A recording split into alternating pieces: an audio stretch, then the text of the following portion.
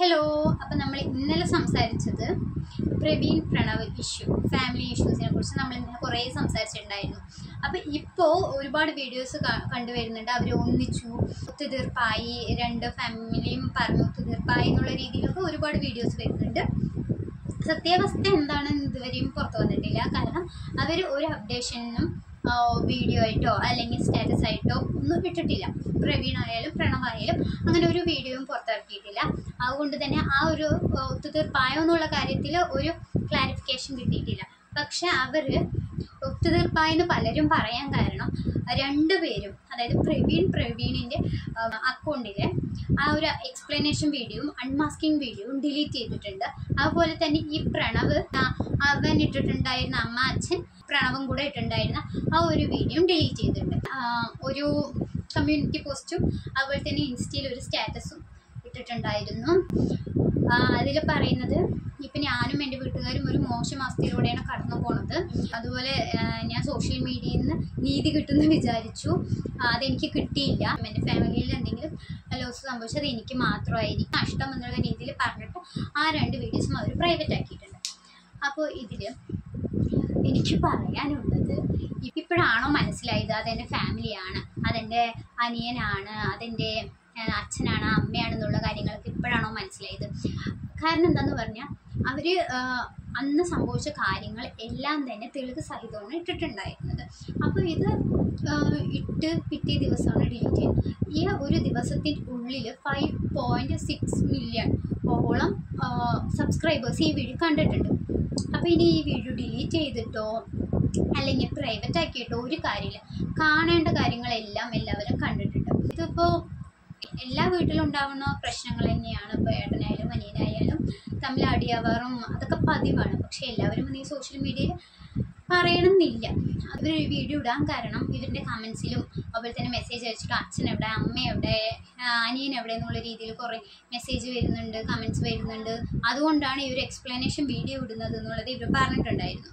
പക്ഷേ ഇവർ ഈ ഒരു എക്സ്പ്ലനേഷൻ വീഡിയോ ഇടുമ്പോൾ ഫാമിലിയിൽ എന്തോ ഒരു ചെറിയ ഇഷ്യൂ ഉണ്ട്, ഒരു ചെറിയ വഴക്ക് അല്ലെങ്കിൽ അങ്ങനെ ഒരു പ്രശ്നത്തിലാണെന്നോ ആ രീതിയിലൊന്നും പറഞ്ഞു തീർത്താൽ മതിയായിരുന്നു. അല്ലാണ്ട് അതിപ്പോൾ സബ്സ്ക്രൈബേഴ്സ് ചോദിക്കാം, കമൻസിലൂടെയും മെസ്സേജിലൂടെയും ചോദിക്കാം. പക്ഷെ നമ്മൾ കൊടുക്കണോ വേണ്ടയോ എന്നുള്ളത് നമ്മുടെ തീരുമാനമാണ്. അപ്പോൾ അത് ചെയ്താൽ മതിയായിരുന്നു. അതിൻ്റെ കൂടെ എനിക്ക് അഡ്രസ്സിലായി വാടക വീട് നോക്കണം അങ്ങനെ ഇങ്ങനെയുള്ള കാര്യങ്ങളൊക്കെ പുറത്ത് വിട്ടത് കൊണ്ടാണ് തിരിച്ച് പ്രണവ് ഒരു വീഡിയോ ഇട്ടു. അതിനുശേഷം ഇവർ വീണ്ടും ഒരു അൺമാസ്കിങ് വീഡിയോ ഇട്ടു. ഇതിൻ്റെയൊക്കെ ആവശ്യം വരുന്നത്.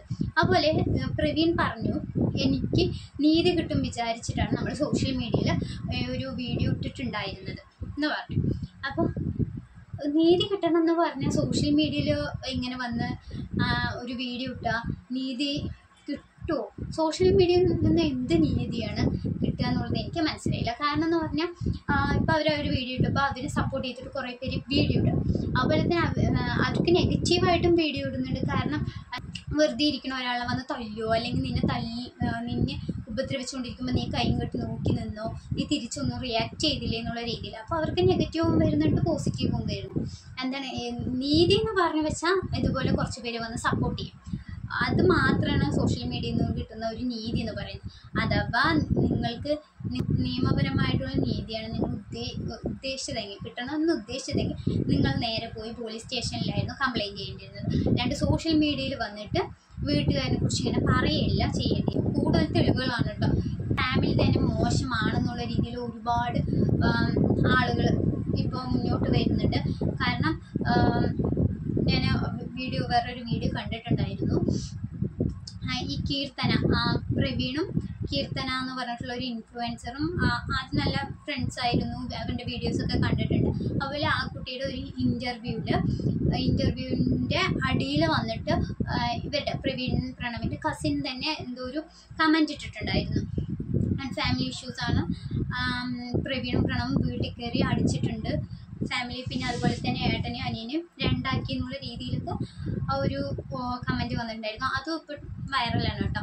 അതിനെക്കുറിച്ചും ഒരുപാട് പേര് വീഡിയോ ചെയ്യുന്നുണ്ട്. ഇവരുടെ മൃദുലേൻ്റെ വളകാപ്പിന് മേക്കപ്പിന് പോയിട്ടുണ്ടായിരുന്ന രണ്ട് ചേച്ചിമാർ വന്നിട്ടും ഒരു വീഡിയോ ചെയ്തിട്ടുണ്ടായിരുന്നു. അതും ഇപ്പോൾ അവർ പ്രൈവറ്റ് ആക്കി വെച്ചിരിക്കണം കേട്ടോ. അവർ പറയുന്നത് ഞാൻ ഇവിടെ കൊടുക്കാം. അവരതിൽ പറയുന്നുണ്ട്, പ്രണവിനെ കുറിച്ച് പറയുന്നുണ്ട് കേട്ടോ. പ്രണവ് എന്ന് പറയുന്നത് ഈ പ്രവീൺ പറഞ്ഞ വീഡിയോയിൽ പറഞ്ഞ പോലെ മടിയനാണ് എന്നുള്ള രീതി നമുക്ക് ഭയങ്കര ആരാധനയാണല്ലോ ഇവരൊക്കെ നമ്മൾ ആദ്യമായിട്ട് കാണുമ്പോൾ വലിയ സംഭവം പോലെ നമ്മളിങ്ങനെ നോക്കാം. ഫസ്റ്റ് ഇംപ്രഷൻ അവിടെ തന്നെ പോയി.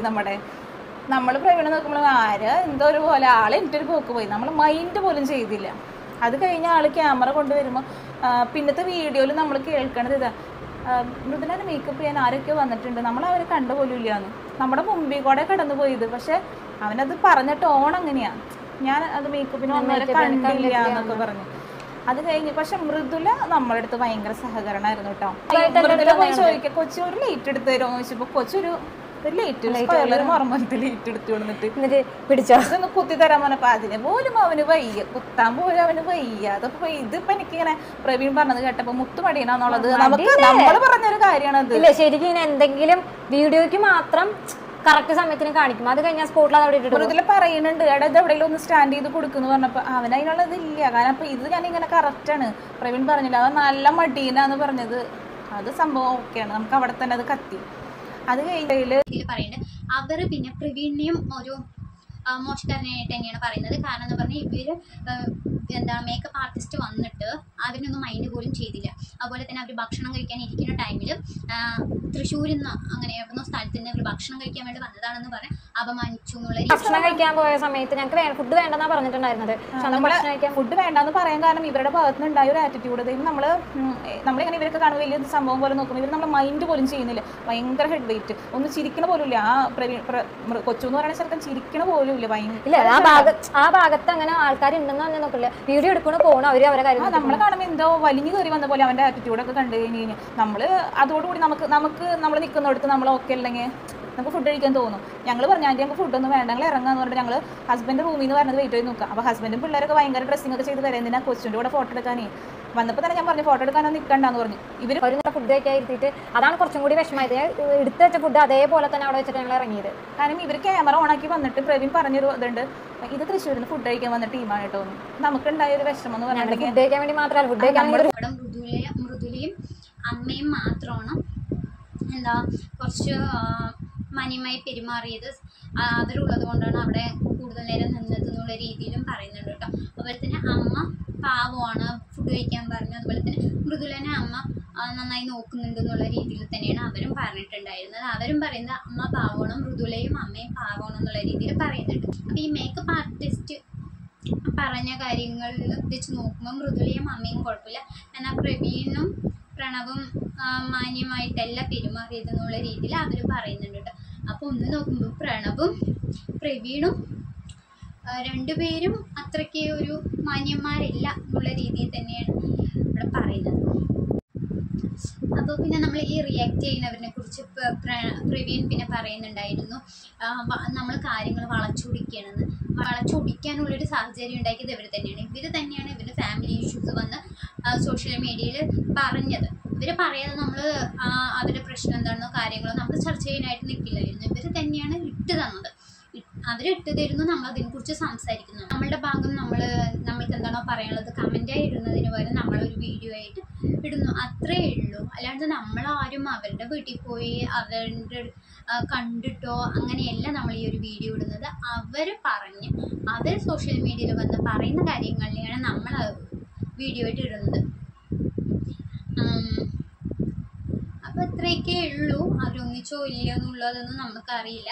ഏത് ഫാമിലിയിലായാലും ഇപ്പോൾ എത്ര നല്ല ഇപ്പോൾ സ്നേഹത്തോടെ കഴിയുന്ന ഒരു ഫാമിലിയിലാണെങ്കിൽ പോലും എപ്പോഴെങ്കിലും ചെറിയൊരു വഴക്കോ കാര്യങ്ങളൊക്കെ ഉണ്ടാവാം. അത് ഏത് വീട്ടിലും സംഭവിക്കാവുന്ന കാര്യങ്ങളാണ്. പക്ഷെ അവർക്കുള്ളിൽ തന്നെ നിർത്താതെ സോഷ്യൽ മീഡിയയിൽ വന്ന് പറഞ്ഞ് തെളിവ് കാണിച്ചു അടിച്ചു, ഇതൊക്കെയാണ് അപ്പോൾ മോശമായി പോയത്. എന്തായാലും എത്രയും വേഗം അവർ ഒന്നാവട്ടെ എന്ന് നമുക്ക് പ്രാർത്ഥിക്കാം.